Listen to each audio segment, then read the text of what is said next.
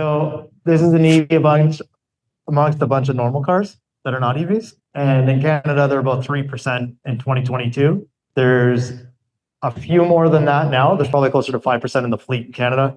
So this is just total vehicle sales in Canada for the past, 12, 13 years since 2011. In 2008, this was below 1 million when we had the big crash in 2008. And then it's been growing steadily up until about 2 million, a little over 2 million in 2018. And then in 2020, it dropped down to about a little over 1.5 million. So that's the total vehicle sales in North America.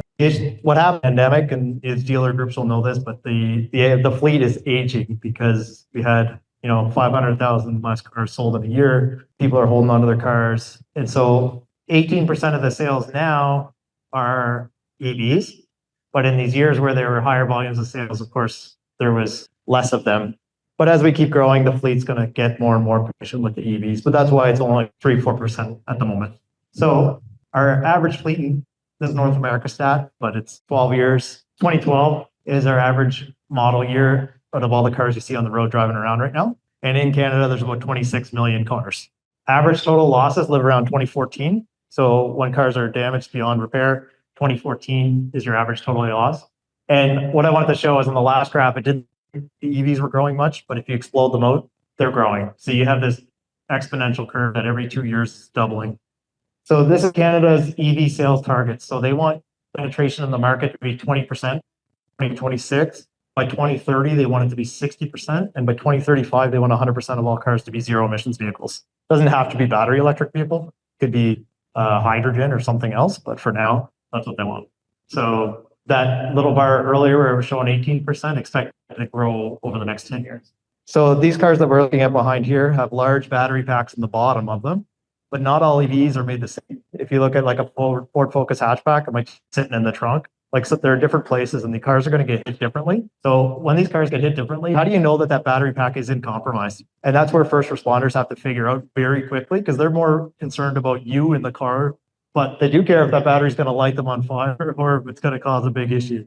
This excerpt of EV Rescue for an Ioniq from 2017 to 2022. So this is showing me orange is battery. It's telling me where the airbags are. It's telling me where the AC systems are. It tells me everything for that first responder so that if they're having to cut through, like they use the jaws of life, they're just cutting and hacking these cars. And we do the same thing. I own an auto recycler. I've seen guys cut through a seat pillar and miss the CO2 cartridge that blows the airbag by like an inch. It wouldn't have been good.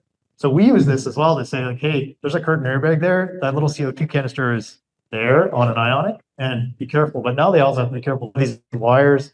What are we going to cut through? But if you're a first responder, you've got like minutes to hash this out. You're trying to get that person out of the car. So these apps are invaluable. So this is just a real picture of a car that was at an auction in the States that just burnt over, caught on fire in the middle of the yard and just burnt for 2 hours at 3,000 degrees. And they had to just, what they did here is they couldn't control it. They dumped 1 million gallons of water on it. And then they just dug a pit with their loader and stuck it in the pit, filled it with water and hoped that stopped it. And eventually it did. But that's fine if that car burns to a crisp, not a big deal. But if it's beside your building or it's beside another car, that's an issue. And again, this isn't common, but it could happen. And the issue is, how do you know? Battery packs are located low. It's not as hard, but some cars are hit really hard. And when they're hit really hard, that's the ones that we're worried about.